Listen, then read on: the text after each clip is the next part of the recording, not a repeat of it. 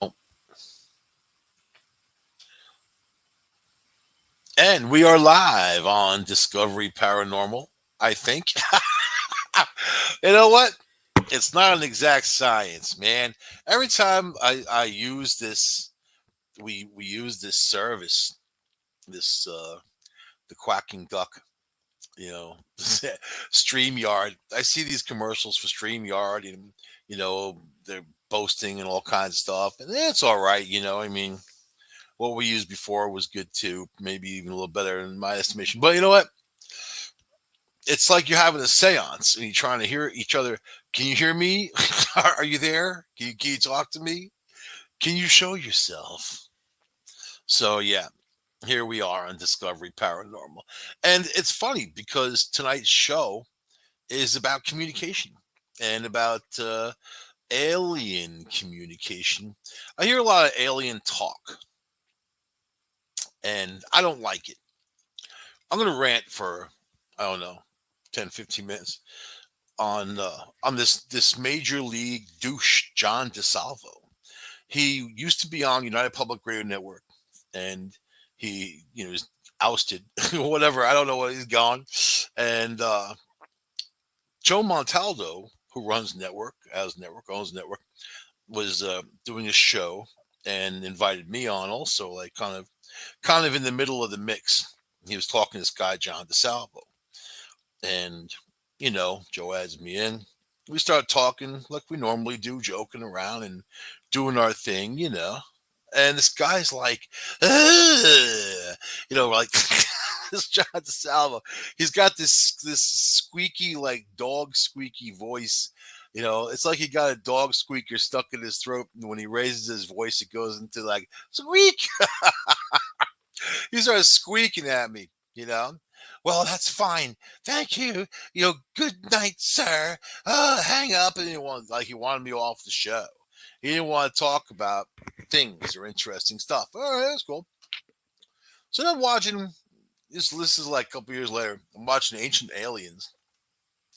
And first I have to say, I have lost all respect for that show because they put this guy John DeSalvo on there, some kind of expert, when it comes to Egypt and whatever. Let me tell you, man.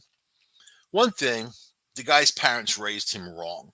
They didn't raise him with respect. They didn't raise him to be kind. They didn't raise him to be a decent person.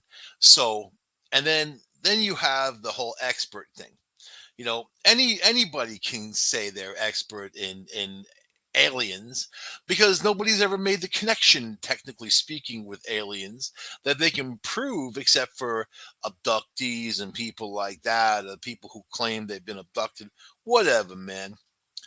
I'm just gonna say to John DeSalvo, you are not a nice person, and you have the chance to be nice. You know what? It has to do with respect and self-respect. And this happened a long time ago, but it reignited when I saw his ugly face on Ancient Aliens. And this was an old Ancient Aliens. They haven't had him back. It's just kind of like it got me like, ugh, that show.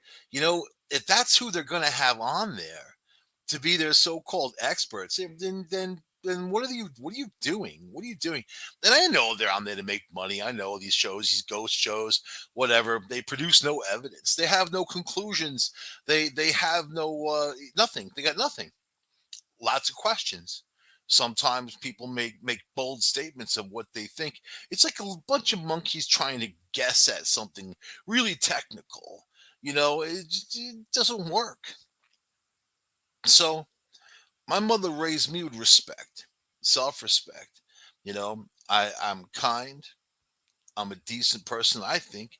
Unless someone pushes me, man, and then you kick the bull, you're gonna get the horns, man, right? But and that's the way you live your life. You don't let people take advantage of you. You don't let people walk all of you. You don't let people be nasty to you and be rude like that. But that's because the guy's got no self-respect. Anyway, that's the end of my rant. It didn't last that long. I don't want it to be overkill, and talk somebody up who's virtually insignificant, except for just being a slimy slug that crawls on the ground and leaves a trail of slime. um, anyway, so I'm thinking about aliens, right? My meager existence, humdrum life. I'm thinking about aliens and people who claim this, claim that. They have the experts. The experts. Same thing for if you watch a travel channel. They don't travel anymore. They're astral traveling now. They're talking about ghosts and this and Bigfoot and whatever. The travel channel has morphed into what it is now, and that's fine. You know what? People want to have that ghost on tape or whatever. 90 probably 90% of them are just acted out, made up, bogus, manufactured, right? And some of the stuff could be a little real, but you have to if you've been around that type of stuff long enough, you kind of know what is and what isn't by the gut feeling and what you're seeing and what you're taking part in. Or anyway, so but it all comes down to communication. If you're looking for ghosts, you're looking for a Bigfoot, you're trying to catch an alien or two, you want communication. If an alien popped up in front of your face, what are you gonna say to him? You know, like what's your beef with anal probing? I mean, what's that all about? You come to this planet billions of light years from whatever crap hole planet you came from, just to do that to us? Stupid, stupid. So yeah, I mean, everybody's got their reasons for things. Why does a dog smell the same crotch 10,000 times? You think that they've been there, done that, and then they log. Maybe got a short attention span. Maybe the alien technology is really awesome, but they're inherently stupid. Maybe they let the technology take control of their lives. You just see how people are with their smartphones. They lose their smartphone. They walk around like oh, I can't believe it. Oh, I don't know what it is. Have a panic, because you lost your smartphone. People asking the questions. Hey Siri, or Alexa, whatever the hell they do. They're little AI buddies, right? You're being groomed for an electronic existence. So maybe these aliens have gotten to that point. Maybe they're just a bunch of bumblefucks going on, in this really sophisticated equipment that kind of just runs on its own. And then the only thing that they can really gather is like, hey, let's do some anal probing. It'd be fun. It's Saturday night, Eastern Texas, cruising along. There's got to be some dude in the pickup truck we could swoop in on. Always. You know what I mean? Always. Give them some selected memories, have a chuckle, have a laugh. You know what I mean? And that's kind of like their existence. What else? What else do they do? What else do they? I like to think that if you're a being and I mean, life is survival, right? No matter what you are, doesn't matter if you're a little bacteria, doesn't matter if you're a human, doesn't matter if you're a whale. Life is about survival. It's nice to have fun while you're surviving, though. It's nice to have fun in those little incremental bits and pieces in between while you're surviving. Otherwise it's all just kind of a struggle, and that sucks. And that it's kind of like that for most people. But even on any level, I mean, there's people, the poorest people in the world, can still have a laugh at something, right? But anyway, how do you communicate with these buggers, right? And you watch your ancient aliens, you watch these things, and they just pontificate. They talk about just weaselly nothing, man. Even that guy with the crazy hair, George Tsoukalos, right? What have they discovered? What have they found? That's my thing. I like an end game. I want to know the outplan. I want to have evidence. I want to see what's going on. When I do a paranormal investigation, I come out of it with evidence. Got voices, got pictures, got all kinds of stuff. Otherwise it wouldn't be worth doing. It wouldn't be worth what? Did I tell a story? I'm going to tell you some story about a place. That's boring. But that's what these guys do. My mom, she used to watch this that Oak Island or whatever. I don't even know what the hell it's called. Maybe that's called that. These dudes are forever drilling on this Oak Island, trying to find stuff, right? Looking for the Holy Grail or whatever they do. They've kept this show running.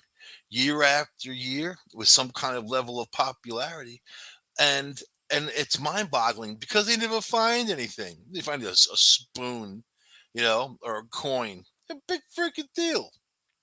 I found a spoon. That's like the advent. Like that's like the whole thing for their season. That's like the grand finale. They find a spoon. We found a spoon buried a couple inches deep, and while examining the spoon, one of our guys is off having some ice cream with it right now. And he's trying to get a little personal. Well, we think it's dated back at some time in some place. We're just not sure. So I said to my mom, "What do they find?" She's like, "Nothing." I'm like, "Well, why do you watch this show?" And she's like, "In case they find something." Why don't you just wait for them to find something when it's a news story? You look at the news story. No fun in that. But that's all these shows. That's what do they do? What does any of these shows do? Reality show. Ugh, I don't care. Bobby Brown's reality. I don't care. I don't care. I didn't like him then. I don't like him now. I'm not gonna like him tomorrow. And it's very crap is on TV. Tells you how messed up people are. You know what I mean? I was just reading a news story about in Brooklyn, these thieves broke into this Catholic church and made off with this thing that $2 million. $2 million. Now that Catholic Church is offering 50,000 to get it back, they know nothing about negotiation, do they? But just the fact that a church, a religious organization, has something worth $2 million while people are starving on the same block tells you what is wrong with the whole thing. So when you communicate with aliens, you got to give them something, man. Because I don't want to talk to you unless you can give me something. I don't want to talk to you, you know, unless I'm going to learn something from you. Otherwise, what's the point? I mean, I could just observe you like monkeys in a zoo, have fun. But if you've noticed when it comes to these, I'll call them alien engagements, they have become frequent. Many of them, shadowing Navy vessels and that type of thing. Very ocean oriented.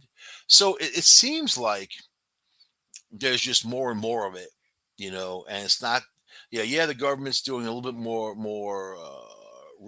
I hate even to say reporting. The government's releasing things they have to because they've baffled people with BS for too long, and now people aren't all that stupid anymore. Or I should say ignorant. Just uneducated people are ignorant, right? They don't know what the deal is. That's ignorance. Stupid is stupid. Stupid is stupid does. Stupid is stupid. You can't fix stupid. You're not going to educate stupid. Stupid is stupid.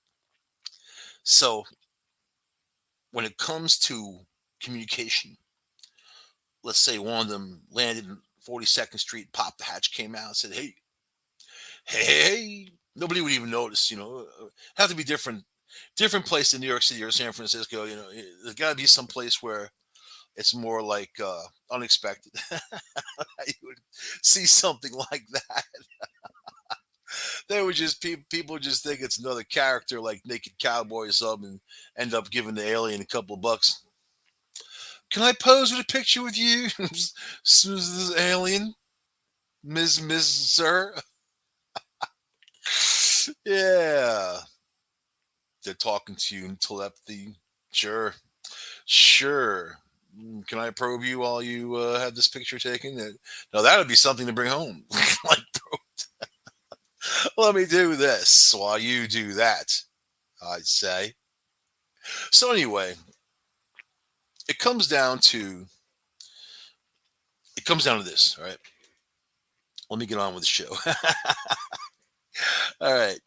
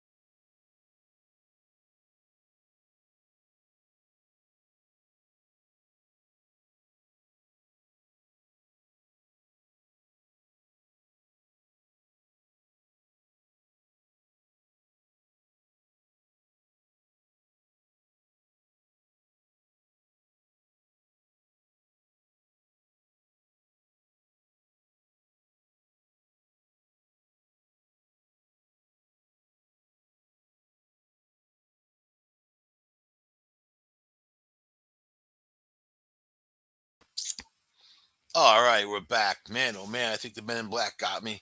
And I totally forgot what I was talking about. Just kidding. So yeah, we got bounced off somehow. It's very weird. You know how I said that StreamYard stinks? Yeah, yeah, yeah. Yes, man. All right, let's get away from that and think about use something else in the future, man. Let's see. Told that New Orleans is having internet issues. They're see, that's Joe Montaldo. They know he's out there. They're gonna get him. The aliens gonna get you, Joe. They're on to you. So I don't believe anything until I can and it manifests in front of me. I've had some weird experiences. I've seen lights in the sky. I've seen all kinds of stuff, and I had that whole Montauk experience that was really horrible. And you know, but not because of the bright light in the sky, more because of everything that happened thereafter. But it comes down to this: there's a timeline and there's a story. You've got ancient Indians, and let's talk in terms of time. A couple thousand years ago, Jesus Christ was walking around, right? All this stuff happening in that time, which is a little before that. You had your Moses. Nobody really knows when that was, more like Noah. Nobody really knows when Noah was about. Moses is a little bit before. They can kind of pinpoint a time frame, but that's all within a couple thousand years ago, maybe a little bit more. I think the whole Moses thing is much longer. We don't have time to talk about that though. Anyway, I want to talk about 12 to 13,000 years ago on the Earth. This was basically the end of the Ice Age, and there's Paleo Indians. There was also out west the Fremont, and these people were delivered by the ant people who had big heads, big eyes. They drew pictures of them in Moab. I centered the area on Moab is basically where they were delivered. And these people went and they spread out from then on, and they built monuments and they did things. They did things they were instructed to do, like Chaco Canyon, which was a meeting place for all these different Indian tribes, like the Anasazi and all that. You had Hopi Indians, the Navajo. So this became a trading place. It became a place to gather. So I'm saying this at the same time around the world in Turkey, there's a hill called Potbelly Hill, right? They found similar, almost the same drawings they found in Moab and some of these other places of really the first people that emerged from whatever. They said that they were brought underground. This is the Native American story. They were brought underground. And this is more than 10,000 years ago. So these stories are very important to Native American people. And it's not like stories today, which aren't important at all, right? I mean, depending on you don't have to, like, let's just say no one's talking about the Daily Show and passing that on for generations to come. These are stories of the creators. These are stories of these ancient masters. These were stories that were important, and also the people pass them down with pride. It's not just something that's taken lightly. It doesn't get altered over time. These stories are told exactly a certain way for a certain meaning, right? So, here you have again eerie figures with giant heads found painted in a rock shelter in Tanzania. So, and you have these around the world. You'll have your ancient alien people point to all of these things that were built basically to coincide with what's going on, in the sky, right? The pyramids, Stonehenge, whatever. They can pinpoint all this. They act like they've discovered something amazing when they find these things match up to to Orion's belt or whatever, whatever the point. All right, and it's funny to me because why wouldn't they? You know, you're humans, you're roaming the earth, you got nothing to do. Ain't no Amazon movies, ain't no like going on. You're bored. You have sex. You make little humans. You hunt for food, and then you look in the sky. You watch the sky. You watch the beautiful stars. You watch the moon go around. You watch the sun go around. Whatever. So of course they would pay homage to that, especially the ones that stars are always in the same place, aren't they? They would realize that and know that. But was there something that came down and showed these people how to survive? I firmly believe that. But did they come down or were they already here? So to call them aliens, I guess in a loose term, if you're talking about borders of what's an alien, you know, but if they were here first and they developed human beings from whatever various methods, and if you look at DNA and you look at genes, you can put the big picture together that everything everything on this planet has a connection uh, with basically four elements: A, C, T, and G, and that makes up your DNA in different codes. You can code it to give people blue eyes. You can code it to give people brown eyes. You can do all kinds of stuff. Look at the equipment we have today. Look at the electronics we have today. You know, we still have humans on the planet running around loincloths with spears that kill their animals, and do that every day. But we also have an arm of people that are technologically advanced with electronics, if you want to call it that, you know, more advanced, you might say, but technologically advanced, right? Coming up with different things, different methods. Yeah, look at all that 3D printing and all the stuff going on. I mean, it's pretty amazing, the truthfully really amazing what's happening in our technological world. So imagine a different species, because the earth has a lot of different species, and maybe the chickens are in trouble, you know what I mean, because we eat them. There's species that probably aren't very happy with people, but humans are pretty much the top of the food chain, unless you're out there swimming and a shark grabs you or something, right?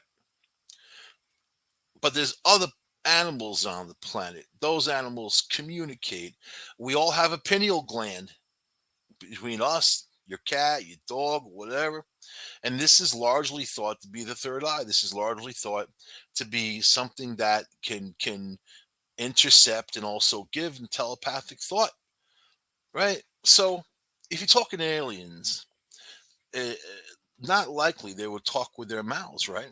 And all these grays, they people call them grays. How do you know that they're humanoid at all? How do you know that they're just not some kind of drone that's out there on its own probing people? Or like I said before, that they're just blithering idiots because their technology is so advanced. They're stupid, right? And that's all they can do is probe. Let me stick my finger in it. I mean, like, I want to understand where these stories come from. I know a lot of these people are nuts. I know. I'm not going to play like that doesn't exist, that the kooky people run to the paranormal, because it's a kooky world. You're asking people to believe in things that you can't necessarily muster. I have pictures. I could show you pictures. I have voices, but you still have to take my word for it. You know that you weren't there, and oh, you could have doctored this or did that or whatever. If I was doing that, I certainly wouldn't come out with a couple little pictures. I'd have a lot more going on. But I see people on the internet, their house is haunted and the ball rolls by itself or whatever. They have all this, like I said before, over 90% of that's just bunkola, because people want the attention. They want a hoax. They want to put that out there, right? Which actually hurts the world of true investigators. So, but this one in Tanzania, the site named Amaki Amaki 4, was elaborately painted with a frieze figurative art, including three mysterious anthropomorphic uh, anthropomorphic figures with extreme oversized heads. They all have big heads. So, but this has been also found in other places. But if you want to trace back to that, there's very interesting pictures, But if you want to trace it back, right, to that 13,000 years, to the end of the ice age, you got to look to Turkey and Potbelly Hill. You got to look to Moab, and you have to, in Utah, you have to think about these places. If you were an alien and you're going to place people around, that'd be the place to do it, right? Think about it. 13,000 years ago, end of the ice age, lots of food, giant sloths. You ever see the depiction of those things? You also had all kinds of other animals roaming around, right? But this is what mankind needed to survive: food, water, shelter. The ant people showed the Native Americans how to build shelters in the rock walls, how to protect themselves, from each other, basically. So I'm just saying, I like it. I'm saying that to me is real. All the other stuff, people can sit there all they want and look to these so-called experts. What's an expert really? You know, I think that, yeah, if you're a master carpenter and you have the equipment, the knowledge, you got the skills, and you're an expert in building, I'll give you that. There's lots of experts in this that world, right?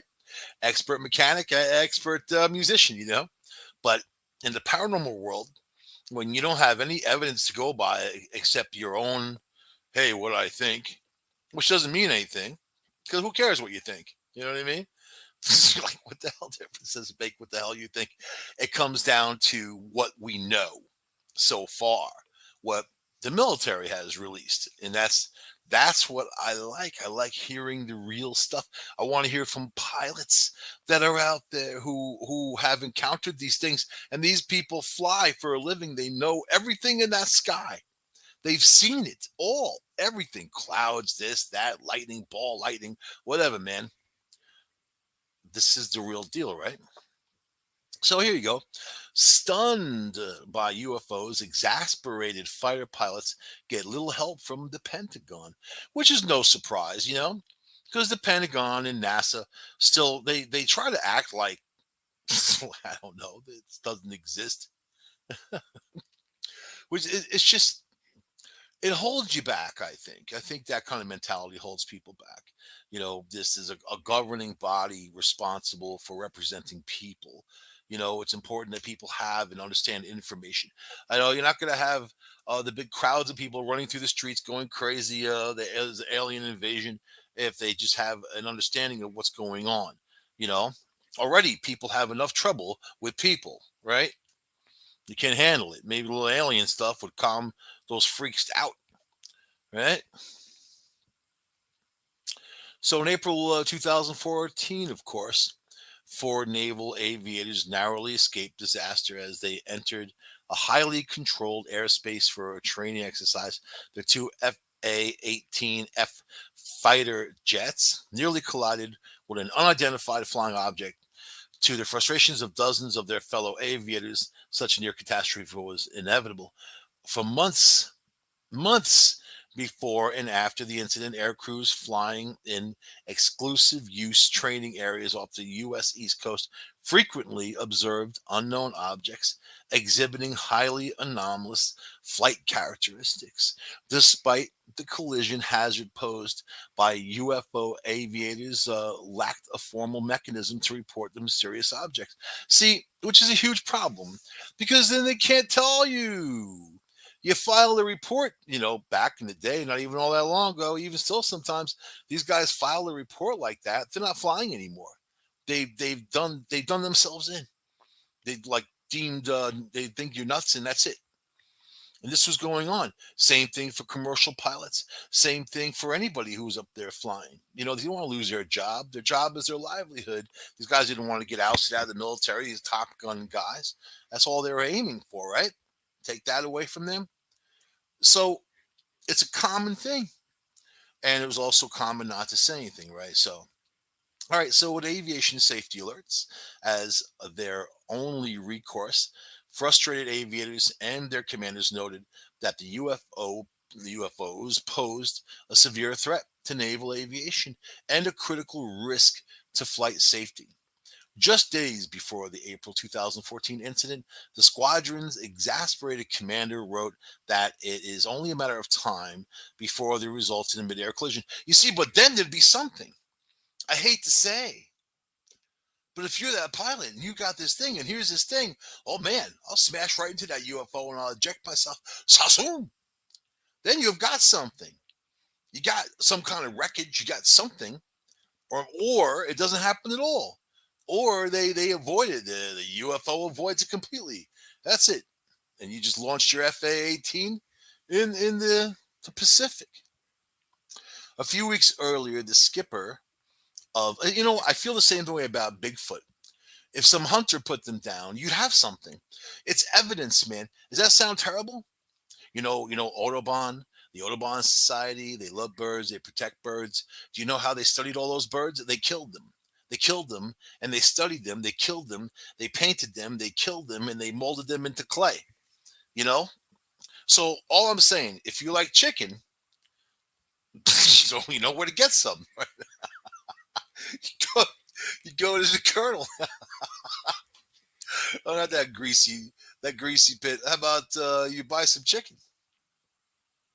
You need tangible proof. You want your chicken tenders.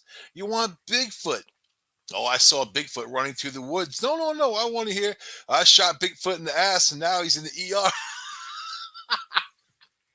He's in the ER at the zoo. They're checking him out. That's what I want. Ooh, there's an alien up in the sky. No, I just crashed my plane into that bastard. Yeah, now you got the alien wreckage. Maybe some other stuff, whatever they've got. So you need tangible evidence. You need proof. Proof. The proof is in the pudding. You know what I mean? All right. So despite the frequency of the encounters and the severity of the hazard, it took the Navy 5 years to adopt a formal UFO reporting structure. The first batch, and this is the latter part of the 2014 to 2019. So the first batch of these reports heavily redacted, of course, which means they block everything out. And spanning only a few months in 2019, makes clear that the U.S. government faces a significant challenge. So this is over here, the reporting agency, right? They put a couple of million into it, I think. Two million, I remember. The government spends 2 million on toilet paper in a month. So to put 2 million in some kind of reporting agency shows you that they're not really serious. And because on the other side, they have a larger reporting agency that collects all this data that you don't know about because it's top secret. So this thing is for the people. It's to throw people a bone. And look, I know you see these lights in the sky. I know you're being anally probed, and we understand. We have heard you, and we're gonna do nothing about it, but we're gonna tell you that we are, because we can't do anything about it because they probed us too. That's all. You hear that, General? I got probed too. God damn it! I remember I probed me back in Nam. It took me in one of the saucer crafts. Little bastards couldn't even move. You start hearing all these stories, and they dropped me off some nudie bar, and I just stayed because I didn't know what to do, and had a lot of dollar bills in my pocket, unusually. You know what I mean? So that's the deal. They don't want to know. Don't ask, don't tell. And of course, you've had your Project Stargate from back in the day and all kinds of experiments and this going on. The crash in Roswell, I don't believe that was an alien craft. They got it all wrong. It may have been, I think it was a combination of things, but you're talking about, this is after we had gotten all this technology from Hitler and their scientists, and they had come up with some kind of saucer craft that they were using, different, but but whatever, man. It could have been easily a combination of things, but I don't think that aliens would. I don't think that their equipment would be faulty like that. But like I said, I have a sneaking suspicion that they're not brainiacs. But all right, I could be wrong. I just don't get all the abduction stuff, because humans are very boring. You know what I mean? All right, here we go. Yet another pilot states that she had never seen redacted like it. So there you go. Dot dot dot. The UFO did not change position like an aircraft would and was too high to be a ship. So what do we know about these things? What do we know about these craft? We know they can change shape. We know they can go easily from 80,000 feet down to sea level, then into the water with no splash, and go 500 knots underneath the water. They've been tracked them doing that. You know, you're talking about something that doesn't leave a heat trail, and I don't know. Really, when they started discovering these things on radar is when they built a new radar. Raytheon Group had, and built this new radar system, and that's when they started seeing them. So for fighter pilots armed with their big array of advanced sensors, they have all the stuff. They have the coolest stuff, you know, the coolest stuff. The confusion and bewilderment reflected in the reports is striking. One aviator had a difficult time explaining the redacted. Right? In another incident, a pilot could only describe a UFO in a puzzled voice over the radio. Yet another aviator described a UFO that appeared as odd as it sounds to be redacted. So yeah, you're not going to know what's going on. Let's these people retire and they're not afraid to talk. Former Navy pilot uh, Ryan Graves served with the aviators involved in the 2014 near collision. In an interview, Graves was asked, and now he's a vocal advocate, of course, for aviation safety via sober scientific investigation of UFOs. He was asked about the recent report. You know what he said? He said, redacted. I'm just kidding you. All right. He says, I see a frustration. I see confusion about what the aviators are seeing. Graves said, that's not normal language in the UFO reports. That's not how we operate. Graves, it should be noted, is not your run of the mill former fighter pilot. The only member of his officer candidate school class selected to fly fighter jets. Graves advanced rapidly, flying his first combat mission in less than 2 weeks after completing training. Paired with a weapon systems officer, Graves was among only two or three air crews in a Navy fighter squadron selected as airborne forward air controllers. Soon thereafter, he was so let's just say he's the big muckety muck, right? He's got all the medals and all the fruit salad up on his chest, right?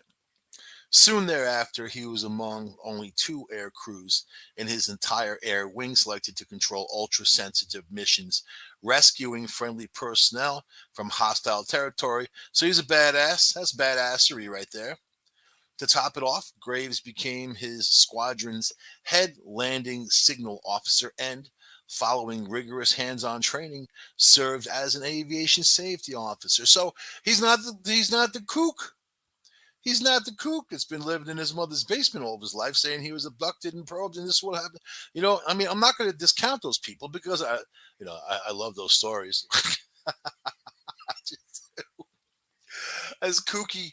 I mean, sometimes it's really weird. You ever like watch someone who's completely cracked, and and just watch them crack further, and you know, there's yeah, they could be abducted and have all kinds of psychological problems because of that, for whatever, or maybe they weren't all there to begin with.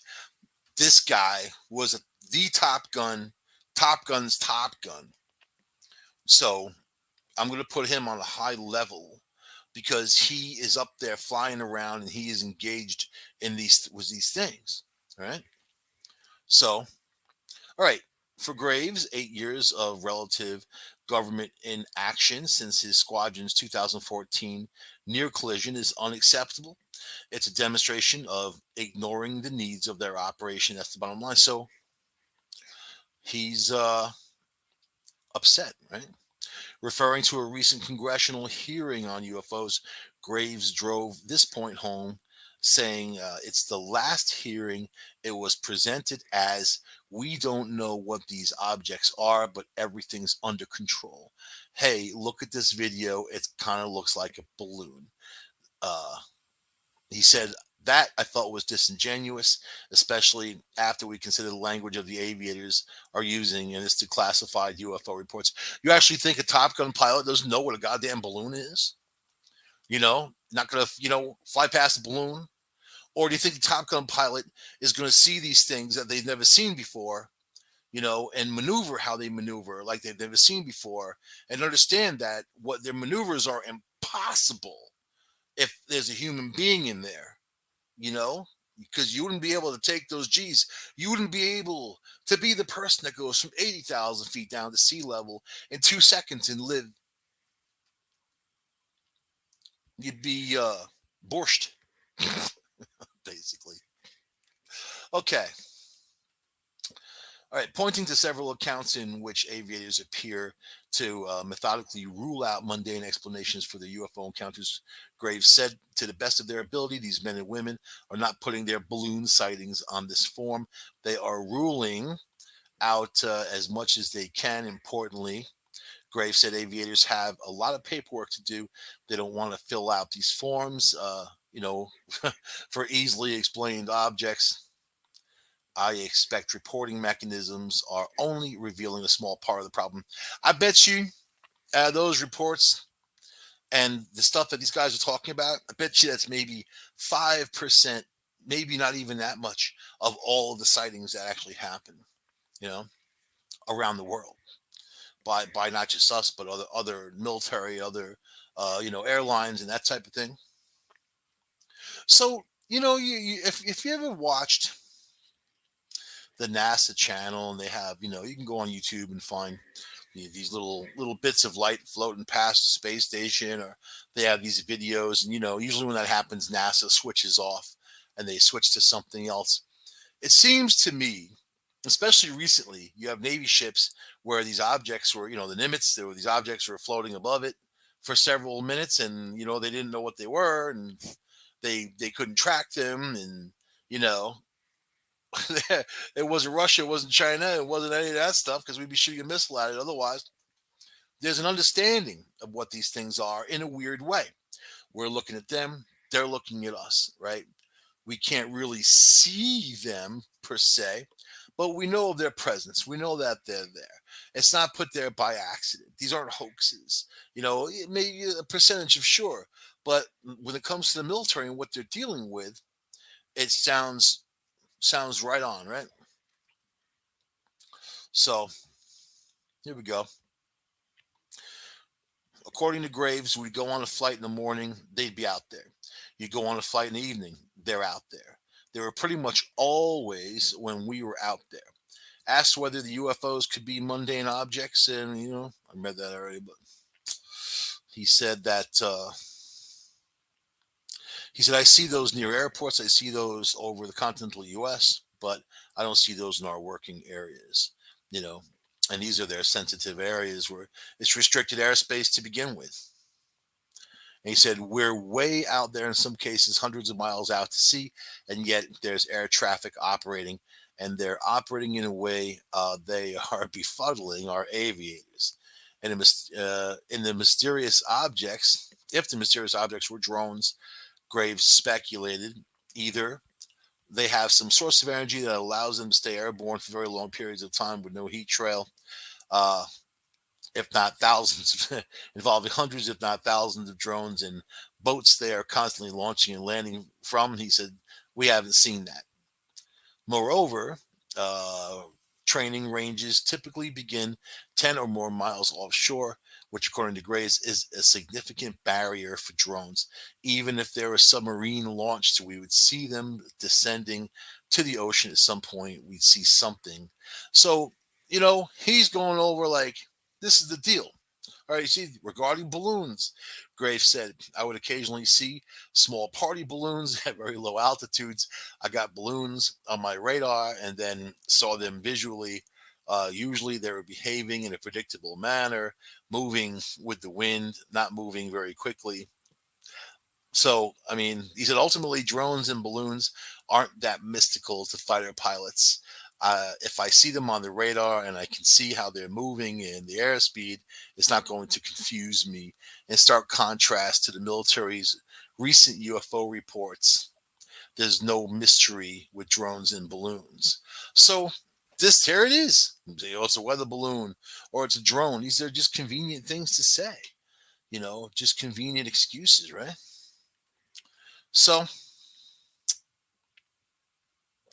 and this isn't some guy who was on Ancient Aliens who's guessing at things with his theory or whatever. This is someone who actually did something with his life and is out there hardcore examining what's going on around him. He didn't become a fighter pilot to go looking for UFOs. This is something that has happened.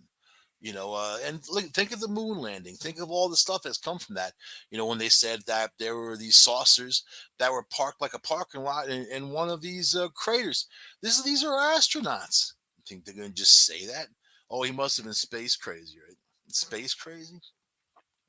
That's a horrible thing to say. How about you have to understand it, and you have to understand uh, what to do with the information, right? So I'd be looking to communicate.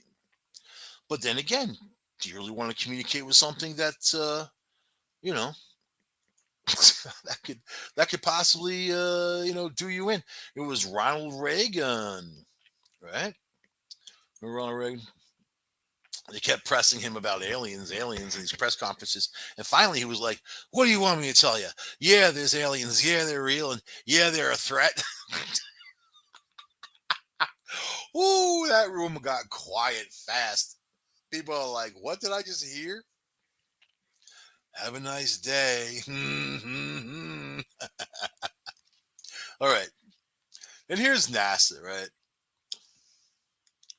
NASA should be embarrassed, or Elon Musk, because of Elon. Elon Musk makes NASA look like they don't do anything.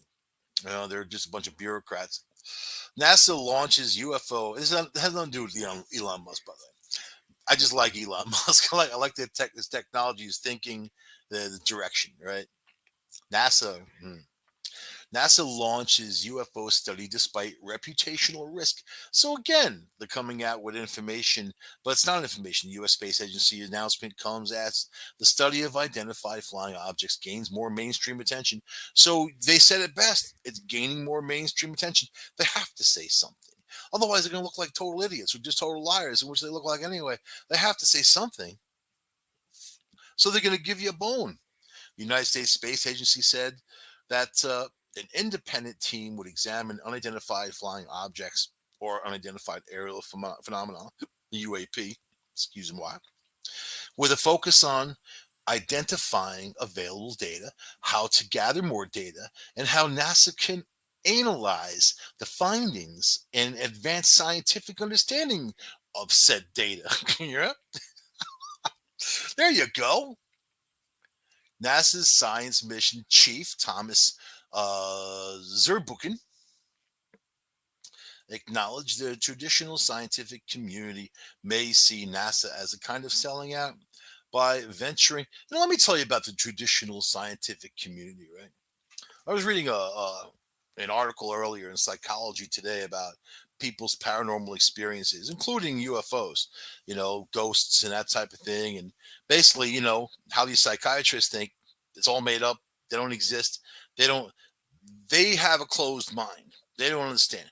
I have pictures of ghosts, right? Pictures, not just one. I got a bunch of them, the different ones. you know, that's fine. That person wasn't in that room at that time in a solid form. I could tell you that. The camera got them. That's great. But this is the deal. If you're that ignorant and you close off this whole world, here's a scientist and you're closing off a whole world, you're never going to discover or understand anything about anything, you know? So it just was really funny when I read that article about these guys are so cocksure that this is the deal and these people are experiencing some kind of psychological stress. Not saying that doesn't happen, but here we just talked about UFOs with a military fighter pilot who was the top dog, you know, and here he is with the info.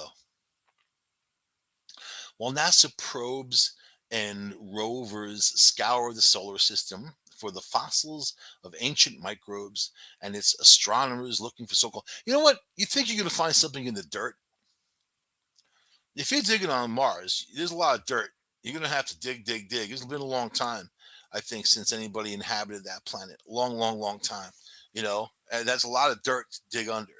But this, to me, these guys are like archaeologists looking for dinosaur bones. But meanwhile, there's the dinosaur out there. Figuratively speaking, the dinosaur is out there.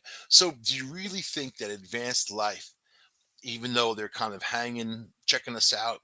And by the way, this has been going on for years, but now there's a lot of it. I think at some point they're going to have to make that connection because our technology keeps growing and growing and growing. And as our technology grows, we have better ways of reaching where they are. You know, soon we'll be going down to the bottom of the ocean with our crafts, exploring down there. Soon we'll be exploring the entire South Pole, going into the ice and checking things out. At one time it was all green and plush, right? So there's lots to explore. There's lots to check out. And now we have nuclear power, nuclear weapons, you know. So do you think that these advanced beings will be, understanding that at some point they're going to be discovered, right? And then they're going to have to just kind of fess up, saying, "Yeah, it was all us. It was all us. We did it. You guys are just a bunch of monkeys." What that think? I think you're the center of the universe. So yeah, do I think that? I don't know. I think there's a truth to that. I think that humans were a creation that had to happen because something else was dying out. So I don't know, man. That's what I feel deep down, anyway. So NASA, yep, NASA, and of course it's World UFO Day. When the hell was that? A couple days ago. It was World UFO Day, observed by believers seeking the truth. The people that flocked to Roswell. They're very funny. World UFO Day is an annual event that has captured the interest of many enthusiastic alien believers who recognize globally. That squeaky voice douche can go there and say, "Ooh," try to get some.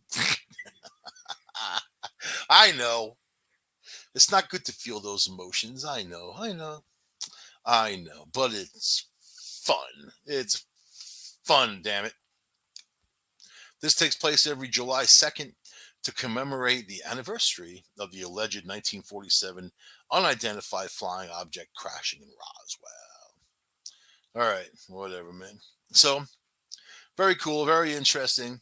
Yeah, I definitely think that was a U.S. government craft that crashed, something that we had created. It makes sense. And of course, they're going to go and take it and gather it and get it out of there because it's top secret. Of course, they're going to lie about it. It's the government. They love to lie. As a matter of fact, they live to lie. I don't think anyone could tell the truth if they had to tell the truth. I think they'd be afraid to tell the truth and get sued or something, man. That's how crazy things are. So anyway, I'm going to end the show here. I hope you had a lovely time talking about these aliens, but it's communication. So think about you. If ET showed up in your closet, what the hell would you say to him? You know what I mean? Would you ask him any questions? What's the meaning of life or whatever? And how do you know that they even know? Like I said, they could be blithering idiots. Their technology could be great, but they could be total idiots. I'm leaning in that direction after looking at people and their cell phones. So I'll see you guys next week on this year's show. Adios. Adios, muchachos. Hasta luego.